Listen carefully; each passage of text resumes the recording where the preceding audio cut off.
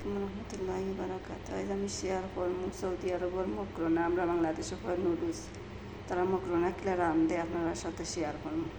প্রথমে নুডলসগুলো ভিজাইয়া তৈছি, একটা ডিম লাগবো আর সবজি লাগবো। সবজি দিয়ে আমি নুডলস বা মকরোনা রান্ধিম, আপনারা আমার সাথে থাকুক। আমি একটা ডেগের মাঝে তেল দিলাম, তেল দেওয়া বাদে আমি দিলাম প্রথমে পেঁয়াজটা আগে তো এই যে সবজি কাটিয়ে দিলাম, সবজিগুলো আমি সাদা দিলাই একসাথে।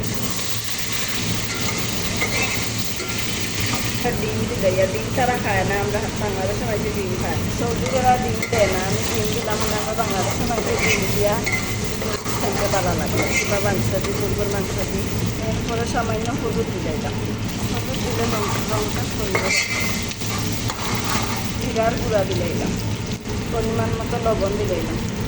এরপরে আমি নুডলস যে তৈলাম ভিজাইয়া নুডলস, পরে আমি পানি দিলাইলাম।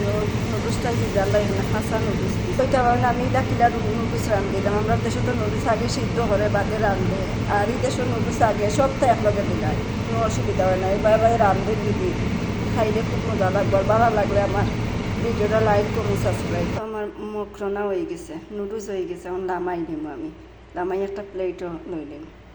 নুডলসের প্লেটটা সাজাইয়া নিব। প্রথমে দাম রঙিন পাতা হবে, ধনে পাতা, আর শেষ আমি লেবু দিলাম। আমার সাজানি। আপনারা যদি ভালো লাগে তো আমার ভিডিওটা সাবস্ক্রাইব করে আমার সাথে থাকাতে, আর ভালো থাকা। ধন্যবাদ সবাইকে।